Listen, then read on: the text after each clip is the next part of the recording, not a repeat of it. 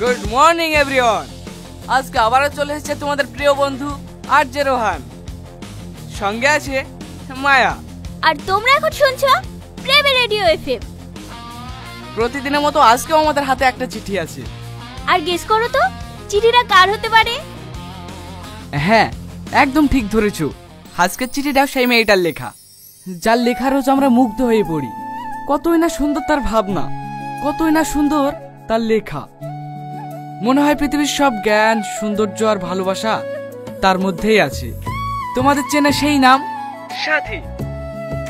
আজকে আমাদের টপিক কি রোহান?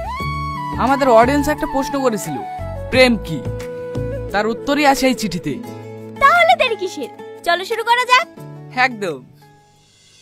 প্রেম এক অনুভূতি, যেখানে শিশির ভেজা ঘাসে সূর্যের আলো নিঃশব্দ বলে, আজও তুমি আছো। প্রেম মানে নদীর ধারে বসে নিজের ছায়াকে দেখে মনে হওয়া, এই তো আমি, তবুও কেমন অন্য কেউ। প্রেম মানে চোখের ভাষা, যা মুখ জানে না তবুও সব বলে ফেলে।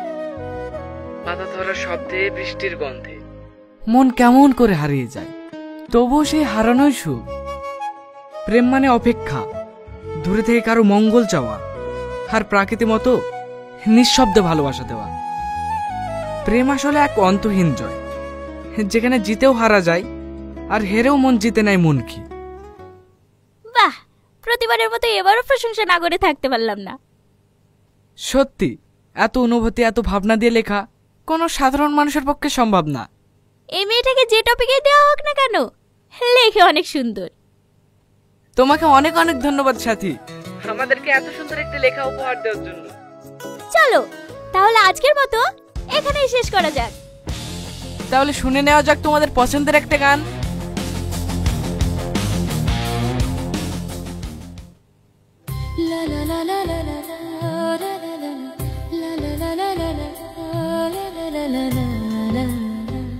সাথী, সাথীমা,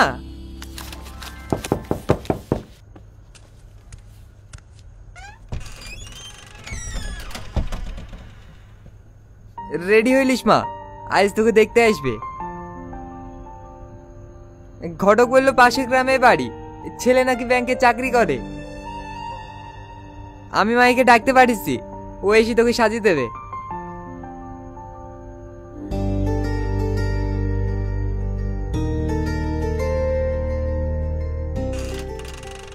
কিরে, চিঠির প্রেমে পড়ে গেলি নাকি? চিঠির না, যে লিখেছে তার প্রেমে পড়েছি। ওহো, লেলা মাজনু। কে লিখেছে চেনা নাই জানা নাই, আন্দাজে প্রেমে পড়ে গেল। নাও, এটা একবার পড়ো। কেন? এখানে সুন্দরভাবে বোঝানো আছে যে ভালোবাসার রূপ দেখে না, মন দেখে হয়। নাও নাও নাও, পড়ো। ওসব মনের সৌন্দর্য না শুধু কাগজের পাতাতেই মানায়, বাস্তব জীবনে না। যাই বলো মায়া, আমি কিন্তু এই অচেনা সাথীর প্রেমে পড়ে গেছি। তুমি তো আশেপাশে দেখতে পাও না কোথাকার কোন মেয়ে চিঠি পাঠিয়েছে, তার নাকি প্রেমে পড়েছে। তোর যখন মেয়েটাকে এতই ভালো লাগে, তাহলে দেখা করছিস না কেন? কিভাবে করব? এই চিঠি আর রেডিওই তো আমাদের একমাত্র যোগাযোগের মাধ্যম। এই মাধ্যমটাই কাজে লাগা না, ডাক মেয়েটাকে। কিন্তু কিভাবে? আমরা তো প্রতি বছর সেরা চিঠি লেখককে পুরস্কৃত করি, তাই না? হ্যাঁ। এই বছরের সেরা লেখককে? সাথী। থ্যাংক ইউ ভাই।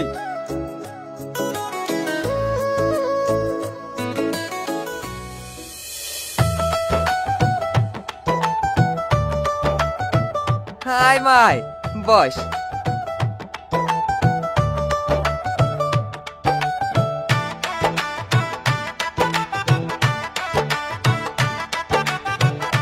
ভাবি, মেয়ে আমার পছন্দ। চুপ কর পাগলা। তোমার নাম কি বোন? ওর নাম সাথী। বাহ বাহ। কোন ক্লাস অবধি পড়েছো? কলেজে পড়ছে, ফার্স্ট ইয়ার। ওকেই বলতে দাও না, তুমি বলছো কেন? আপনাদের মনে হয় কোথাও ভুল হচ্ছে। কি ভুল? ঘটক, তুমি কিছু বলনি? আসলে কি বলেনি? আজ থেকে 15 বছর আগে একটা দুর্ঘটনায় সাথীর মা মারা যায়। সে আঘাত মেয়েটা সহ্য না করতে পেরে আর কথা বলতে পারে না। কি? আপনার মেয়ে বোবা? হ্যাঁ মা, সাথে কথা বলতে পারে না। হ্যাঁ, এই বিয়ে হবে না। কেন ভাবি? মেয়ে তো সুন্দর। চুপ কর। এরা তোকে ঠকিয়ে বোবা মেয়েটাকে তোর গলায় ঝুলাতে চাইছিল, তুই বুঝতে পারছিস না? একদম মাঝে মাঝে কথা বলবে না, এখানে একটু ভুল বুঝাবুঝি হয়েছে, কেউ কাউকে ঠকায়নি।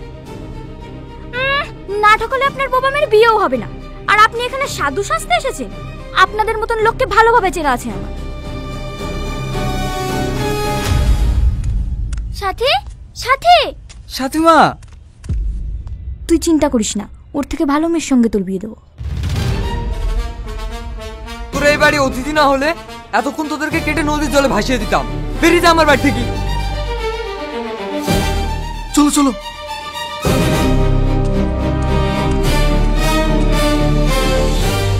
আমার ভুলে গেছে ভাই, আপনি আমাকে ক্ষমা করে দেন। যা হয়েছে হয়েছে, তুমি আবার ছেলে দেখো, আর এবার যেন সবকিছু জেনে কেউ এই বাড়িতে আসে। কিন্তু ভাই, কিন্তু কিসের? মেয়ে বাবা শুনে কোনো ছেলে বিয়ে করতে রাজি হয়েছে না। রাজি হবে না মানে? তুমি শুধু ছেলে দেখো, দরকার হয় আমার টাকা পয়সা জমি জায়গা সব দিয়ে দেবো।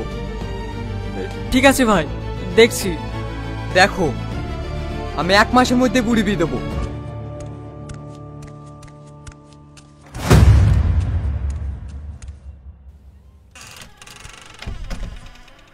রোহন, কিছু বলবে?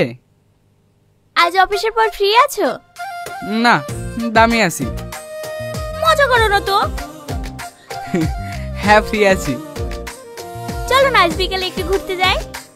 না না, আজকে যেতে পারবো না, তুমি অন্য কাউকে বলো। অন্য কারোর সাথে না, তুমি যাবে কিনা বলো। আমি যাব না, দরজাটা বন্ধ করো তো।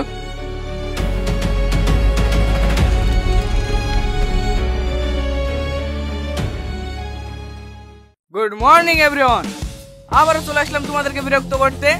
আর রোহান, আর সাথে আছে আলফাজ। প্রতিদিন তোমরা শোনো সাথীর লেখা চিঠি, কিন্তু আজকে শুনবে রোহানের কিছু লেখা। তাহলে শুরু করা যাক। তার আগে টপিকটা কি বল? টপিক হলো সাথীর প্রথম চিঠি। তোর জন্য লিখেছে এটা? সেই প্রথম চিঠিটা যখন খুললাম, ভেতর থেকে যেন কাগজ নয়, একরাশ বাতাস বেরিয়ে এলো। অক্ষরগুলো কাঁপছিল, কিন্তু সেগুলোতে ছিল এক অদ্ভুত উষ্ণতা, যেন প্রতিটি শব্দে তার হাতে ছোঁয়া লেগে আছে। আমি পড়তে পড়তে হারিয়ে গেলাম তার কথার ফাঁকে ফাঁকে। দেখি যেন এক মুখ যা আমি কখনোই দেখিনি, তবুও চিনি অনেক কাল। সেই দিন বুঝেছিলাম, প্রেম কখনো দেখা থেকে শুরু হয় না, কখনো এক টুকরো লেখা থেকে মন বুঝে ফেলে। এই তো সে যাকে খুঁজেছি সারা জীবন, এই তো সে যাকে আমি আমার করে চাই। হার্জির থেকে পছন্দ করে ভাই। মিস সাথী, আশা করি আমার কথাগুলো আপনি শুনছেন। আমরা আপনাকে সেরা লেখিকা হিসাবে পুরস্কৃত করতে চাই। আপনাকে আমাদের স্টুডিওতে আসতে হবে 14 অক্টোবর 2025। আর এটা কিন্তু স্পেশাল রিকোয়েস্ট। কি মনে হয় সাথী কি আসবে? অবশ্যই আসবে। সাথী, আমি আপনাকে কোনোদিন সামনে থেকে দেখিনি, তবে আপনার চিঠি পড়ে আমি মুগ্ধ হয়ে গেছি। আপনি প্লিজ আমাদের সঙ্গে দেখা করুন। এই প্রেম প্রেম মরশুমে তাহলে শুনে নেওয়া যাক একটি প্রেমের গান। ইয়ে, কালকে আমরা আর্জি রোহনের স্টুডিওতে যাব। আমার তো ভেবেই আনন্দ হচ্ছে। কখন বেরোবি বল? কেন রে, তুই তো রোহনকে পছন্দ করিস, আর গেলে তো সামনে থেকে রোহনকে দেখা হবে। এই জন্য যাবি না মানে?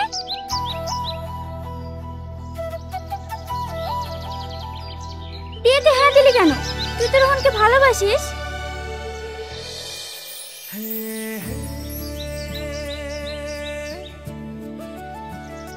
তুই ফালতু চিন্তা করছিস। কথা শুনে যা বুঝলাম, ও তোকে ভালোবাসে। তুই কি একবার দেখা কর না, যদি সবকিছু বদলে যায়। আমি তোর কোনো কথা শুনবো না। কাল তুই যাবি মানে যাবি। আমি মামার বাড়ি যাওয়ার নাম করে তোকে নিয়ে যাব। তুই রেডি থাকবি। কোনো কথা না।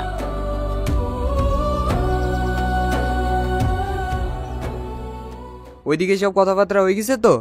হ্যাঁ হয়েছে, কিন্তু ওদের একটা শর্ত আছে ভাই। আবার শর্ত কিসের? ছেলে বলছে বিয়ের আগে যৌতুকে সব টাকা দিতে হবে।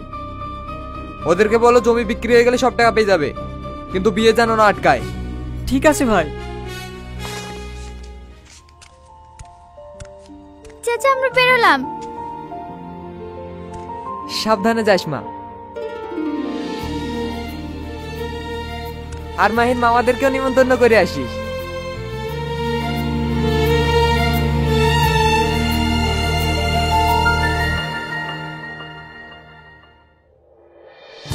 আমরা এসেছি আজ সেই মেয়েকে দেখতে যার চিঠি আমরা রোজ রেডিওতে শুনি।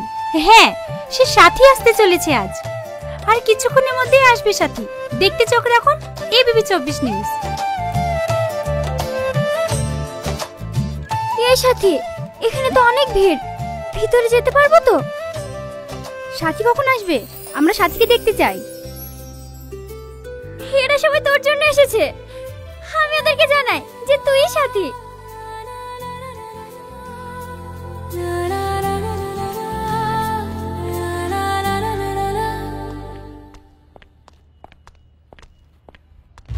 কি ব্যাপার, কোথায় যাচ্ছেন আপনারা? আমাদেরকে আরজি রোহন ডেকেছে। কারা আপনারা? ও সাথী, যার চিঠি আপনাদের কাছে আসে। সাথী ম্যাডাম, সরি, ভেতরে আসুন।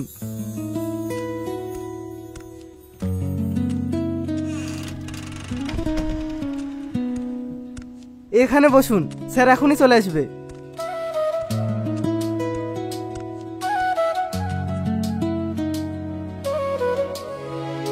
কে এটা? ইনি সেই সাথী ম্যাডাম। ও ঠিক আছে, যাও।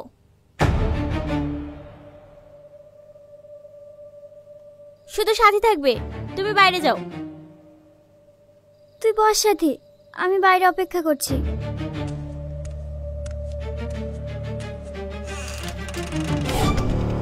বলো তোমার কত টাকা লাগবে?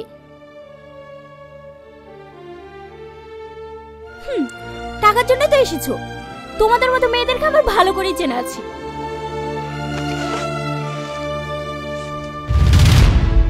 এই নাও, এখানে 20,000 টাকা আছে, নিয়ে চলে যাও।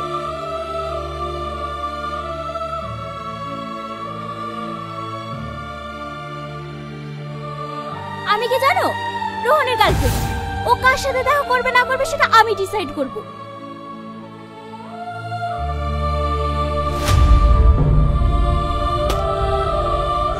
আর যদি লজ্জা থাকে, কখনো এই স্টুডিওতে মুখ দেখাতে আসবে না। কি হলো রে?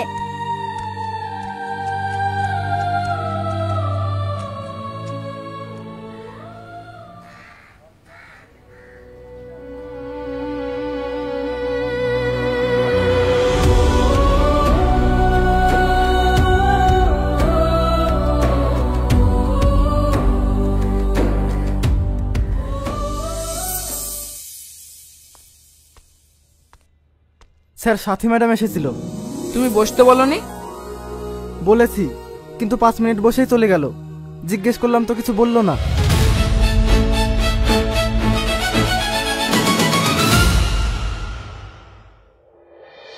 কেন মন খারাপ করছিস বলতো?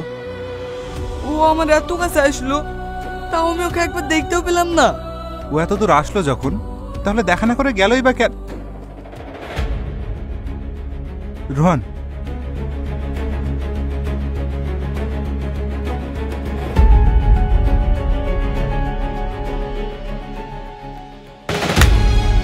হ্যাঁ, আমি ওকে তাড়িয়েছি। তুমি শুধু আমার হবে, অন্য কারণ না। তুমি কি বলছো ভালোবাসার মানে? বলছো ওই মেয়েটা যে তোমার মিথ্যা ভালোবাসার কথা বিশ্বাস করে আমাকে তোমার জন্য ছেড়ে দিয়ে গেছে। আমি তোমাকে সত্যি অনেক ভালোবাসি রোহন। একদম কথা বলবে না আমার সাথে। আমি শুধু সাথীকে ভালোবাসি। তুমি আমার না হলে আমি তোমাকে কারোর হতে দেব না।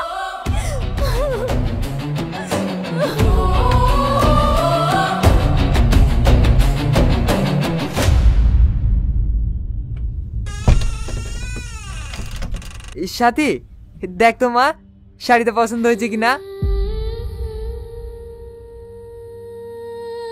বুড়ি, কি হয়েছে ওর? ও কিছু না চাচা, কাল বিয়ের পর আপনাকে ছেড়ে চলে যেতে হবে তো, তাই একটু মন খারাপ। ও দেন চাচা, আমাকে দেন।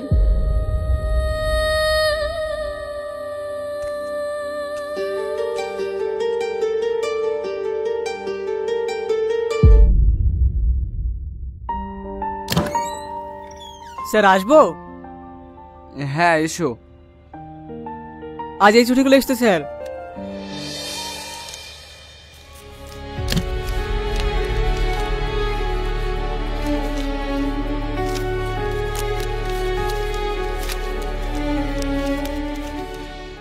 ভেবেছিলাম আর কোনোদিনও চিঠি লিখবো না আপনাকে, তবে কি করব বলুন, বেশ বড়ই অদ্ভুত জিনিস। যতই চাই ভুলে থাকতে পারি না। প্রতিদিন আপনাকে চিঠি লেখা আর রেডিওতে আপনার কথা শোনা সবকিছুই যেন আমার জীবনের সঙ্গে জড়িয়ে গিয়েছে। জানেন, অনেক আশা নিয়ে গিয়েছিলাম আপনার কাছে। ভেবেছিলাম একটা বার ওই মানুষটাকে দেখব যাকে সারা জীবন মনে মনে ভালোবেসে গেছি, কিন্তু সেই স্বপ্ন আর পূরণ হলো না। সম্মানের জায়গায় পেলাম অপমান, ভালোবাসার জায়গায় পেলাম ব্যর্থতা, আর এই ব্যর্থতা নিয়ে ফিরে এলাম আমি। ভালো থাকবেন আরজে রোহন। এই চিঠি আমার আপনার কাছে লেখা শেষ চিঠি।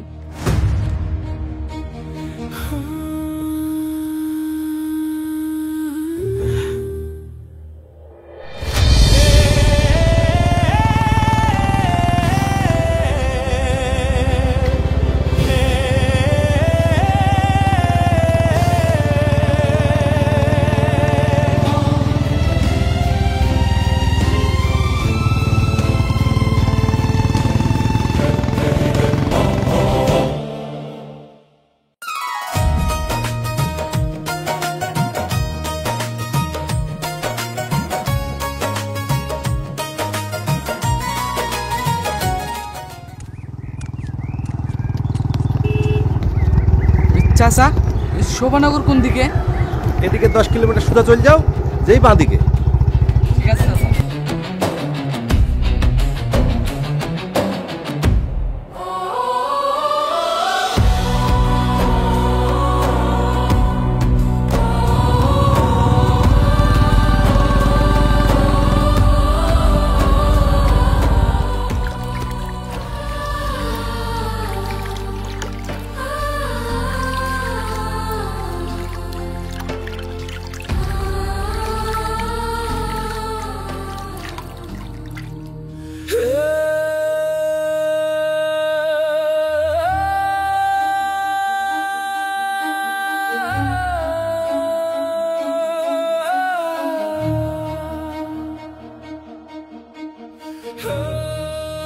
কেন এত মন খারাপ করছিস বলতো?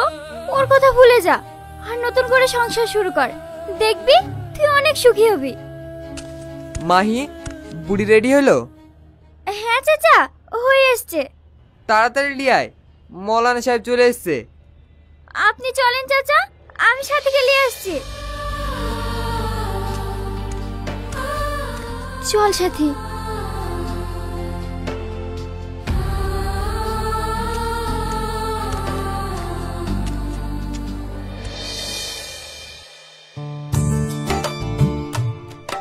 হে তো মেয়ে চলে এসছে।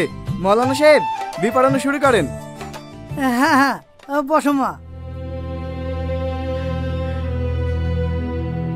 আজলামপুর নিবাসী সামাদ শেখের একমাত্র পুত্র মোহাম্মদ রাকেশ শেখ 10,001 টাকা দেনমোহরের পরিবর্তে। থামেন, আগে বলেন আমার টাকা কই? এই সব টাকা এখনো জোগাড় হয়নি বাপ। তুমি আমাকে কটা দিন সময় দাও, আমি দিয়ে দেবো। অবললে তো হবে না, আমি আগে বলেছি বিয়ের আগে সব টাকা লাগবে। তাড়াতাড়ি বাকি 5 লাখ টাকা দেন। আমি তোমাকে কথা দিছি, বিয়ের 5 দিনের মধ্যে তুমি সব টাকা দিয়ে দেবো। আমি কোনো কথা শুনবো না, আমার টাকা এখনই লাগবে। আমি তোমার কাছে হাত জোর করছি বাপ, তুমি বিটা আটকায়ও না। দাঁড়ান মামা।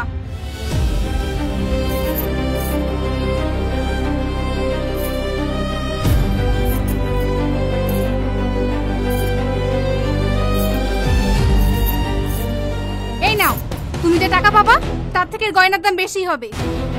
হ্যাঁ হ্যাঁ ঠিক আছে, 5 দিন বাদে যখন টাকা দেবে তখন গয়নাগুলো নিয়ে চলে আসবে।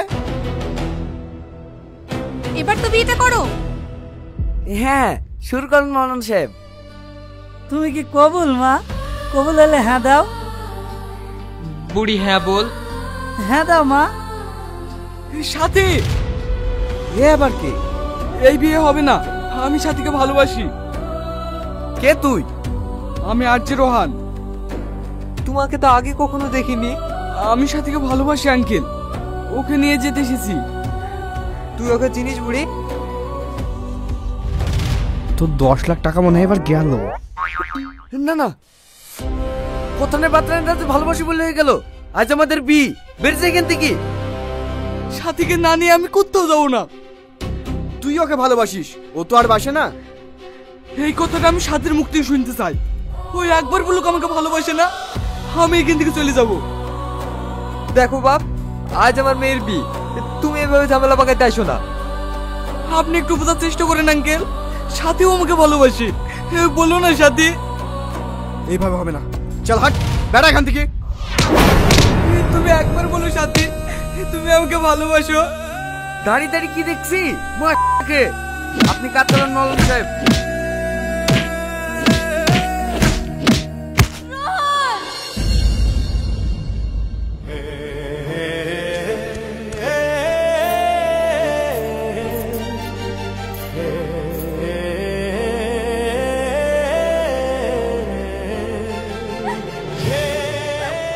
আমি তোমাকে ভালোবাসি রোহন, আমি তোমাকে ভালোবাসি।